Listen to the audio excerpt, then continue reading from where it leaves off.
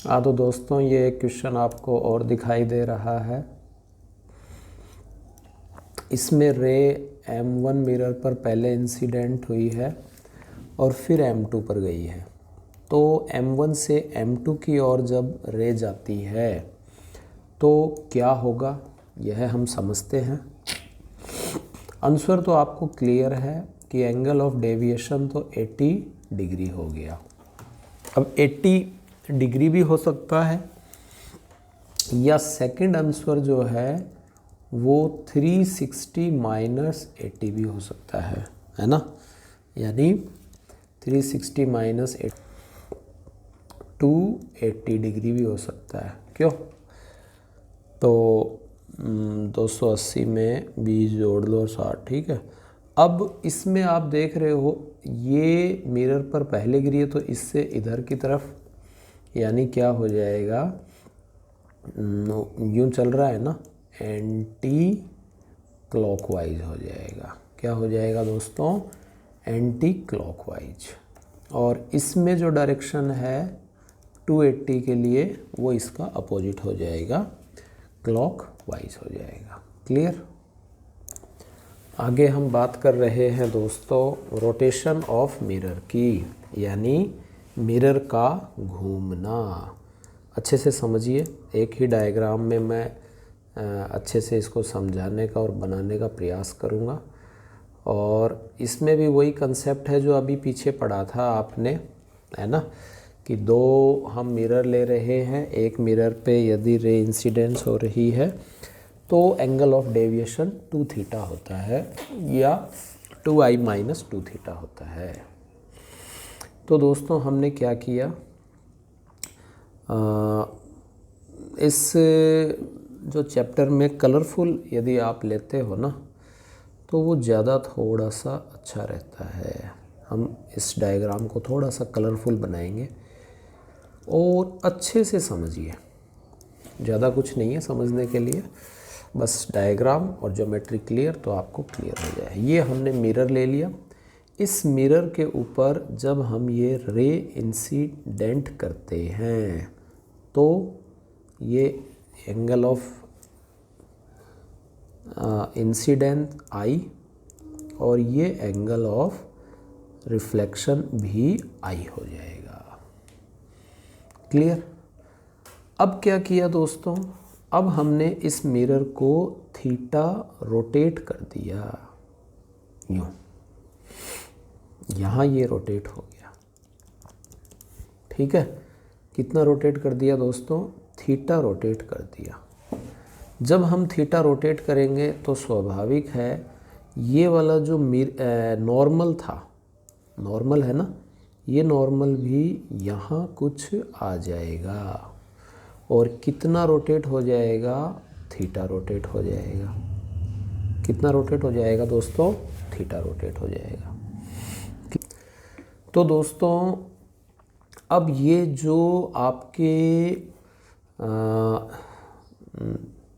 जो incident ray है वो तो है ही, बट रिफ्लेक्टेड रे है वो क्या होगी, कुछ एंगल और बनाएगी, यानी यहाँ इधर चली जाएगी, यूँ इस तरह से। तो दोस्तों ये वाला जो अब नॉर्मल है वो ये वाला है ना, ये जो नॉर्मल है वो अब ये वाला हो गया। तो नॉर्मल से पहले वाली जो है रिफ्लेक्टेड रे, ये रिफ्लेक्टेड रे पहले वाली है और ये रिफ्लेक्टेड रे बाद वाली। तो पहले वाली जो कितना एंगल बना रही है, टोटल आई था, तो ये हो जाएगा आई माइनस थीटा, ठीक है। और ये वाला जो यहाँ आपके ये वाला जो एंगल है दोस्तों, ये यहाँ से लेकर यहाँ तक। तो दोस्तों ये वाला जो एंगल है, ये वाला पहले वाला जो एंगल है, ये वाला जो एंगल है दोस्तों, ये वाला नॉर्मल बन गया, तो ये आई प्लस थीटा है। तो स्वाभाविक है ये वाला जो एंगल है ये भी क्या हो जाएगा, आई प्लस थीटा ही हो जाएगा। क्यों? क्योंकि ये अब नया नॉर्मल है, ये नया नॉर्मल है, इसके साथ इंसिडेंट रे आई प्लस थीटा एंगल बना रही है, तो जो नई रिफ्लेक्टेड रे है वो भी आई प्लस थीटा होगी। तो जो आपके रिफ्लेक्टेड रे थी और ये भी रिफ्लेक्टेड रे है, इसके बीच में कितना हुआ, ये एंगल हो जाएगा दोस्तों 2 थीटा। नया वाला कितना है, आई, यानी रोटेशन ऑफ मिरर में जो डिस्प्लेसमेंट हुआ है वो हो जाएगा आई प्लस थीटा माइनस आई और माइनस थीटा, और माइनस माइनस प्लस हो जाएंगे तो ये कैंसिल हो जाएगा और ये आ जाएगा 2 थीटा। ये कितना आ जाएगा दोस्तों, 2 थीटा। ठीक है, तो इस तरह से जब हम इस एंगल को मिरर को, जब हमने इस मिरर को कितना एंगल रोटेट किया, थीटा, कितना एंगल रोटेट किया, थीटा, तो जो रिफ्लेक्शन है वो कितना एंगल, यानी रिफ्लेक्शन रे है वो कितना रोटेट होगी, इसका ट्वाइस हो जाएगी, यानी 2 थीटा हो जाएगी। तो दोस्तों ये याद रखें, ध्यान रखें कि if we rotate mirror theta angle, then reflected ray rotate become 2 theta angle in same sense, in same sense। ठीक है, उसी सेंस में यह 2 थीटा एंगल से रोटेट होगा।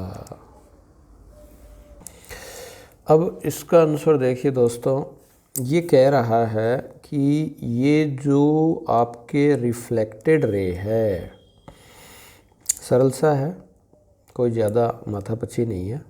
ये तो इंसिडेंट रे हो गई आई 30 डिग्री, और ये आपके है 30 डिग्री ही रिफ्लेक्टेड रे। अब ये बोल रहा है दोस्तों कि ये जो यहाँ से घूम कर रिफ्लेक्टेड रे हॉरिजेंटल हो गई, यानी यहाँ आ गई, तो यानी ये कितने डिग्री घूमी, रिफ्लेक्टेड रे 2 थीटा घूम गई, यही तो होता है।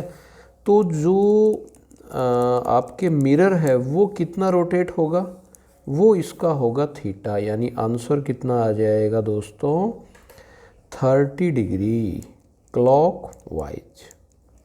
कितना आ गया, 30 डिग्री क्लॉकवाइज, ये आंसर आ जाएगा। क्लियर? क्योंकि पीछे आपने अभी पढ़ा है कि जब कोई रिफ्लेक्टेड रे 60 डिग्री मतलब 2 थीटा एंगल पर रोटेट होती है, ठीक है, यूँ इस तरह से, तो जो एंगल है मिरर है वो कितना रोटेट होगा, थीटा होगा। एक और दूसरा तरीका हम दोस्तों इधर ले जाने की बजाय इधर भी तो ले जा सकते हैं, इसको यहाँ भी तो ले जा सकते हैं। यहाँ ले जाएंगे तो 60 और ये 120, तो एक आंसर दोस्तों इसका 120 भी आ जाएगा।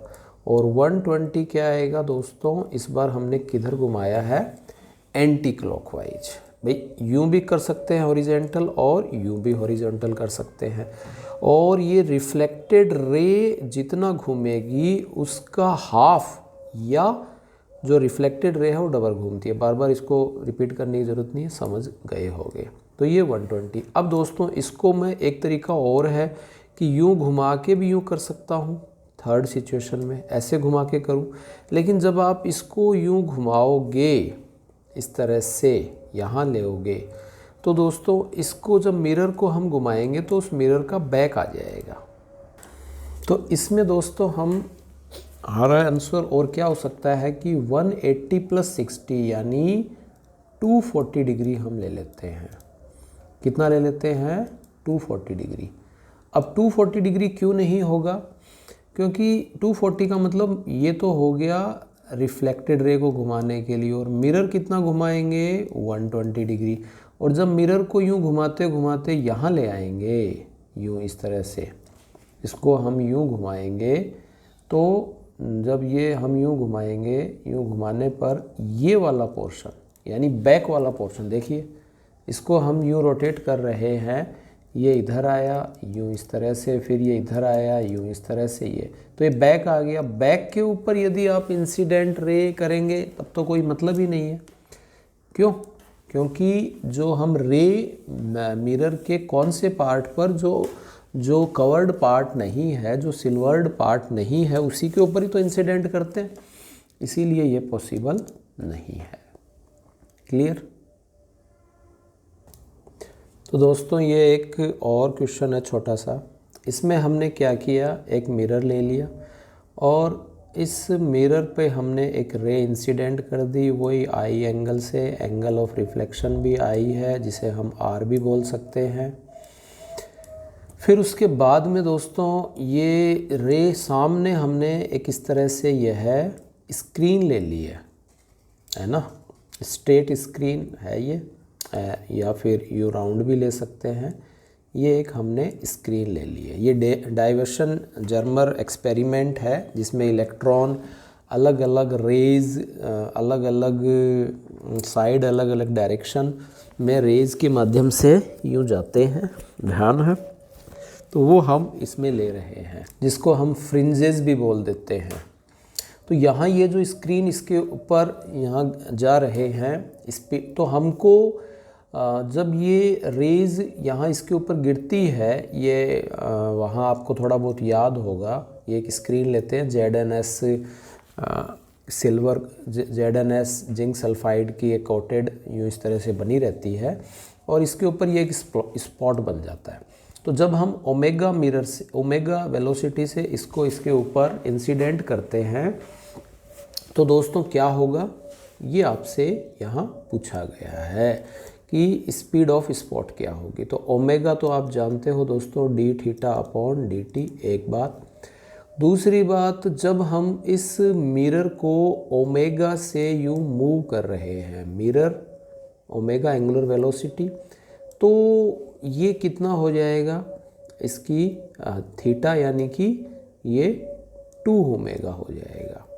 ठीक है, ये जो आपके रिफ्लेक्टेड रे है ये कितनी यहाँ मूव करेगी, 2 ओमेगा, और स्पीड कितनी हो जाएगी, स्पीड होती है v equals to R omega, v equals to R omega, R है ही, तो v equals to R into क्या हो जाएगा दोस्तों, 2 ओमेगा। तो v इक्वस टू आंसर आ गया r इंटू 2 ओमेगा। क्लियर? तो दोस्तों देखिए एक और स्टैंडर्ड का क्वेश्चन है कि वही चीज़ है, पीछे वाले में हम थोड़ा सा ऐड कर रहे हैं।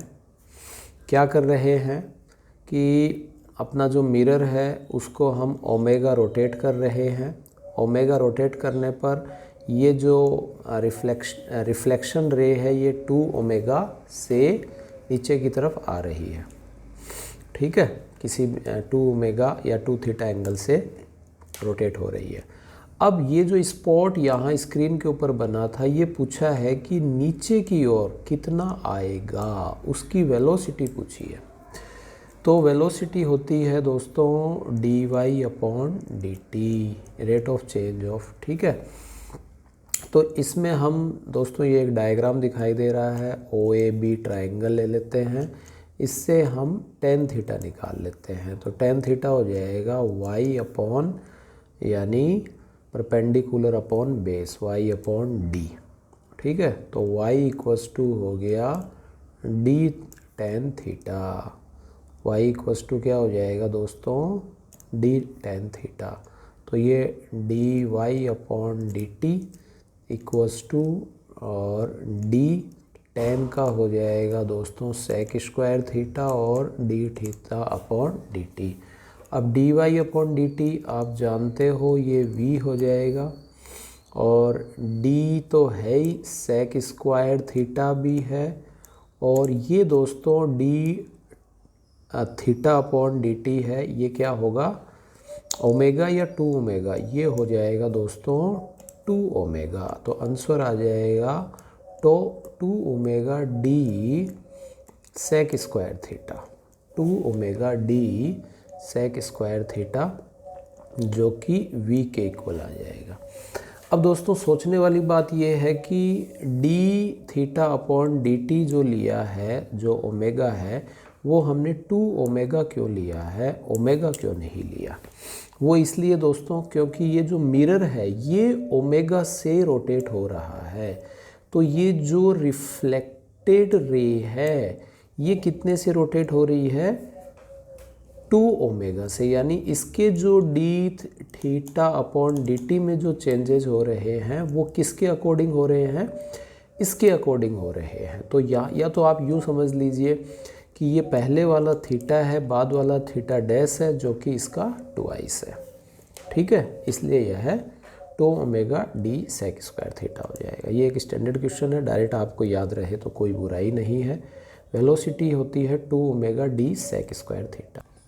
अब दोस्तों एक सेकंड मेथड हम और देखते हैं इसका, कि वही रे इंसिडेंट हो रही है, ठीक है, और यहाँ से ये रिफ्रैक्टेड रे जा रही है, और ये हमने यहाँ इसकी वेलोसिटी को स्ट्रेट स्क्रीन के ऊपर हमें यहाँ लेना है।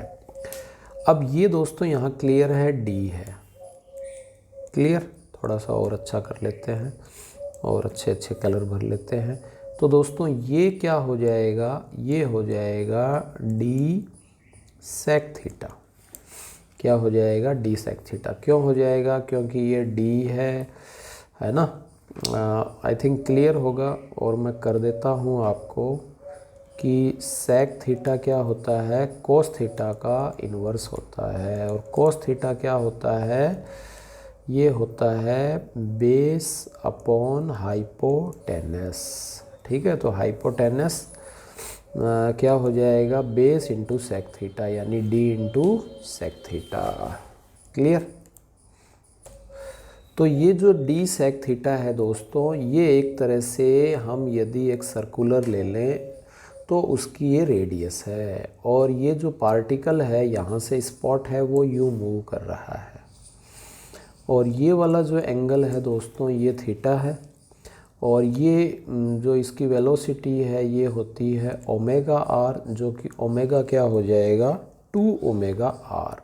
तो ये हो जाएगा 2 ओमेगा, और आर की जगह हो जाएगा D sec theta, 2 omega D sec theta. तो इसका मतलब ये जो वेलोसिटी है इसका ये कंपोनेंट आया है, यानी v cos theta equals to हो जाएगा 2 ओमेगा डी सेक थीटा। तो v equals to 2 omega D sec theta upon cos theta, cos theta का इन्वर्स सेक थीटा। तो ये आंसर फिर से वही आ गया 2 omega D sec square theta, 2 omega D sec square theta. फिर से वही स्टैंडर्ड आपके आंसर आ जाता है। तो इस तरह से हमने ये 2 मेथड लिए हैं, इन दोनों मेथड के अकॉर्डिंग हम यह है क्लियर।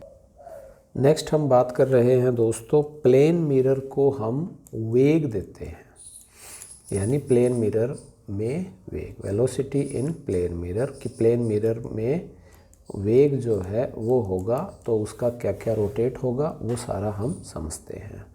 अब इसको हम हॉरिजेंटल ले लेंगे, इसको हम वर्टिकल ले लेंगे, इसको हम इंक्लाइन ले लेंगे। 3 तरह से हम इसको ले सकते हैं, तीनों ही हम समझते हैं कि जो मिरर है या इमेज है वो हॉरिजेंटल या वर्टिकल मूव कर रही है, या फिर इंक्लाइंड ले लेंगे। इंक्लाइंड में दोस्तों दोनों ही आ जाएंगे कंपोनेंट, हॉरिजेंटल और वर्टिकल, और ये फिर हम इजीली इसको समझ लेते हैं। तो आगे करें।